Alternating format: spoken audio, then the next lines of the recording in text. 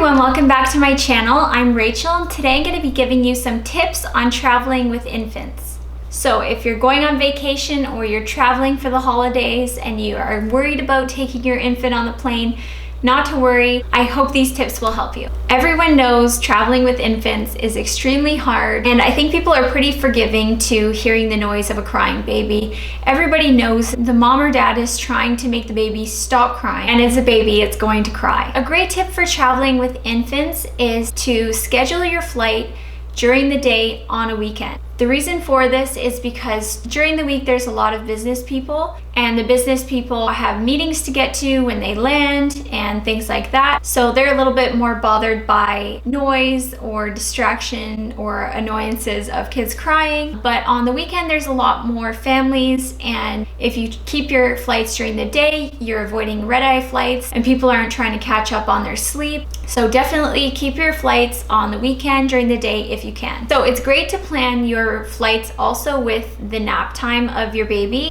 If you don't know the nap time of your baby, try and keep your baby awake all through security and check-in, because they will be having you take your baby out of things just for security purposes. They will have your baby waking up over and over again. So try not to have your baby sleeping during check-in and have your baby sleeping during the flight. So technically the safest place for an infant to be on a plane is in its own seat, in a car seat, but you have to pay for that separate seat. Most people can't afford this. I couldn't afford it. I kept my baby on my lap.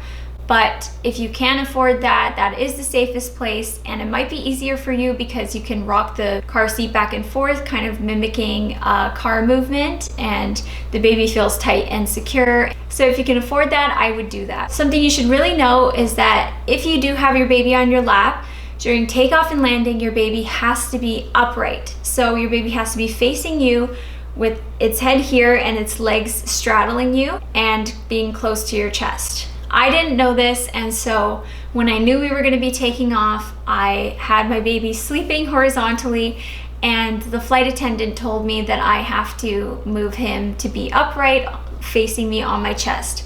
So this transition that I did ended up upsetting him, waking him up, and it was a lot harder to get him to sleep. So if you know before you take off that your baby has to be upright and you get your baby to sleep like that, you're good. Also during takeoff and landing, it's really good to have them sucking on something, whether it be a soother, a bottle, or your breast. The swallowing motion and the sucking really helps with their ears so that they don't pop, because if their ears do pop, it might take them a while to stop crying. Another tip is to not be afraid to use the bathroom areas and the walkways. If your baby won't settle, you can stand up and walk around with them as long as there isn't any turbulence. And the flight attendants will help you out in whatever way that they can, because they want to keep everybody happy on the plane. And if they keep the baby quiet, they keep everybody happy. Another tip is get them to sleep in a way that is most like the way that you would at home, whether that be keeping it quiet by having your baby wear earmuffs.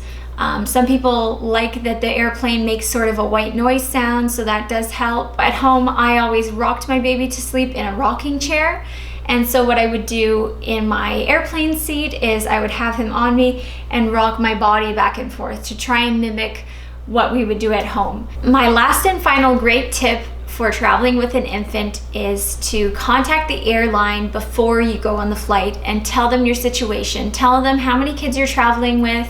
If you have an infant, it is kind of a special circumstance, and they might be able to move you to a spot that is more kid-friendly or more baby-friendly, whether it be a place that has more leg room or is closer to the bathroom. They'll try and help you out as best they can, if they can.